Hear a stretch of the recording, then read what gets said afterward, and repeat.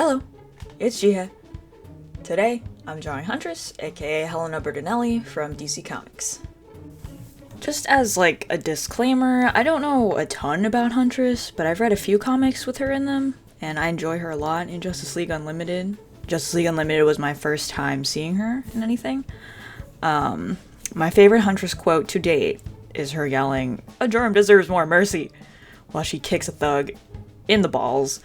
Like, it's just so unnecessary. You're already ending his bloodline. Why are you adding a literal insult to this injury? I definitely want to read more comics with her in them in the future, but I try to draw from what little I know about her for the drawing. Like, I know she's Catholic, and I know Catholicism has a very rich art history because they were the ones like commissioning all the art back in the day. So that's why I looked for Renaissance paintings of Catholic saints for the references on the pose, color, and composition. So the two you see on the screen are the ones that I looked at for the most part. The one with the yellow dress is called The Penitent Magdalene by Artemisia Gentileschi, and the other one is called Saint Mary Magdalene by Josefa de Obidos. So when I was looking for references, I went down like an entire list of Catholic saints and what they're the patrons of, but I thought Mary Magdalene fit best since she's the patron saint of penitent sinners, and I think that's an interesting theme with Huntress since she's so vengeful, which would be considered a sin in Catholicism, as is, violence and murder, which, from what I know about her, she's not necessarily opposed to. I also know that Huntress is Italian, so I looked for female Italian Renaissance painters, and since the subject was Mary Magdalene, I figured, that wouldn't be too much of an ask, and it was pretty easy to find. Artemisia Gentileschi is Italian, but while Josefa de Obidos is Iberian, her painting was, really similar in some ways to Artemisia's, so I grabbed it too for reference. Now, my main struggle with poses, as you can see, is that I always draw them really stiff.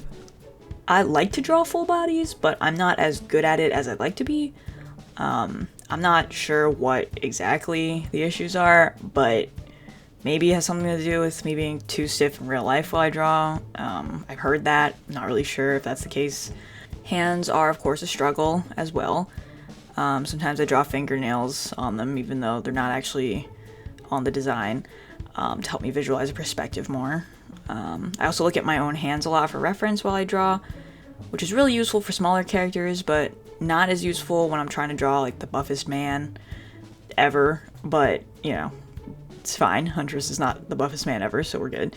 The nice thing about drawing superheroes, though, is that you usually have to do minimum clothing folds because their clothes are vacuum sealed onto their bodies. This is my first time drawing a crossbow, though, and it looks really wonky in the beginning. But I think it turned out not that noticeable in the end. And the Huntress references that I used are from JLA Secret Files and Origins. The penciler is Yannick Paquette, the inker is Mark Lipka, and the colorist is Pat Garahy. If I'm pronouncing anything wrong, please let me know. I looked it up as best as I could. The other Huntress reference I refer to not as often, but you do see flash on occasionally, is a cover for Huntress Origins by Brian Ballard. It's actually about the Earth 2 Huntress, but I just used it for the crossbow, so I figured that was fine. Part of the struggle with the crossbow is that, in the JLA Secret Files reference, it's the simplest crossbow I've ever seen. And it was also hard to find a reference of a crossbow at the correct angle, so I was really guessing a lot. But anyway, so I've moved on to the line art by now, and I tried to fix some of the anatomy before then, but I ended up getting a second opinion from my artist sister later on after I finished the line art. Because usually for me, the stiffness is the most obvious after I do the line art. Not really sure what the deal is there, but I think other people say that as well. But yeah, the red lines are suggestions from my sister. I followed some of them, not all of them.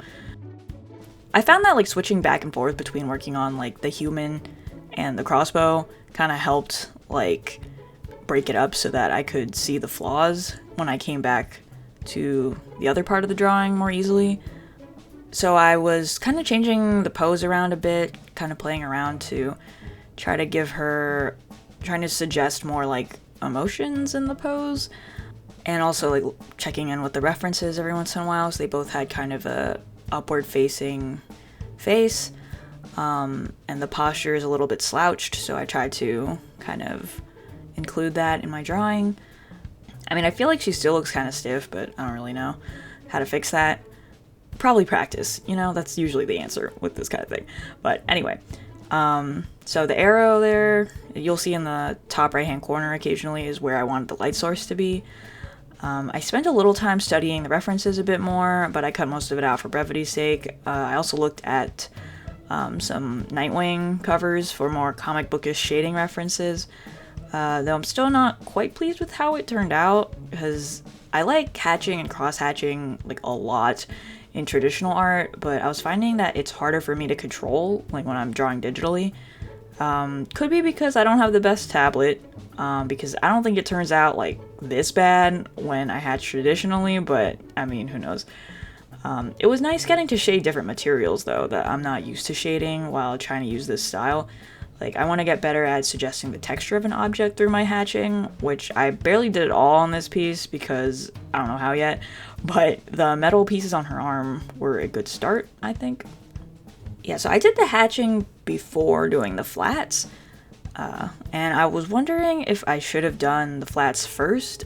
I don't really know. Probably in another drawing I'll try switching it and see if that's better. Because I felt like in the end maybe I overdid it with the hatching, and maybe that's because like the lack of flats tricked my eyes. My eyes are very gullible. Like those color theory images about how the surrounding color of something can change the way you perceive the color of an object. I'm like super susceptible to that. I don't know why, but like I can't see it until you take away the background color, and then I'm like, oh wow, okay.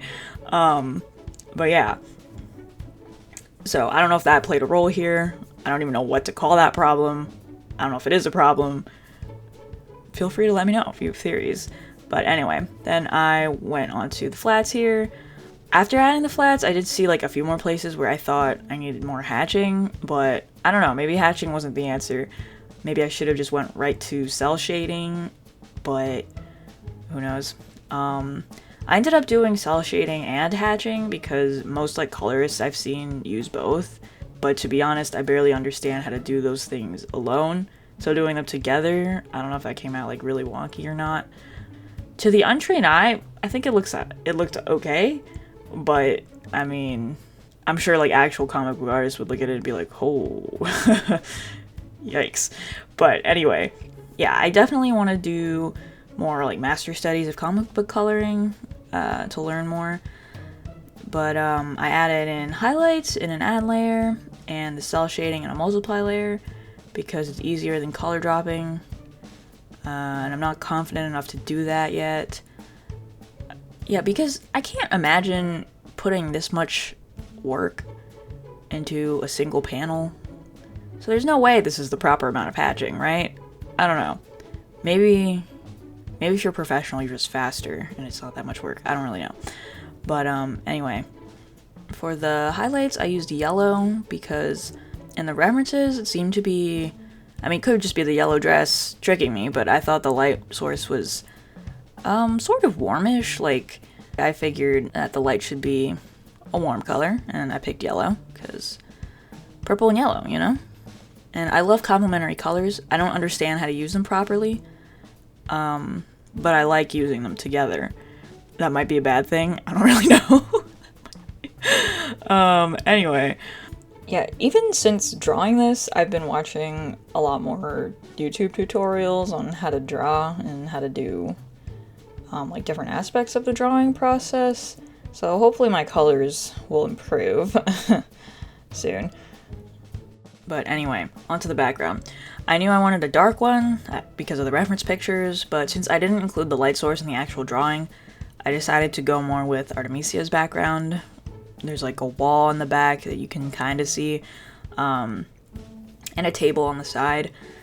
I think like the background at least turned out pretty good. Probably because you're not supposed to look at it too hard, so I don't think I over-rendered the background. And I do enjoy drawing backgrounds. I think that's kind of an unpopular opinion, but I do have a few kitchens in my sketchbook. Anyway, after the background, I started coloring the crossbow. And I know it's not purple in either of the references that I found anyway, but I wanted it to be purple. So I also added the gold to match her cross necklace a bit. I also didn't want the crossbow to stand out too much though, because I wanted the focal point to be Huntress. Especially since the crossbow still looks kind of weird to me. I don't know what's wrong exactly, but it does look kind of strange. I didn't end up going as ham as I could have on the crossbow, but I think it turned out okay in the end. Like, I think your eyes just kind of pass over it and you're like, yeah, that's a crossbow, you know? Which was the goal.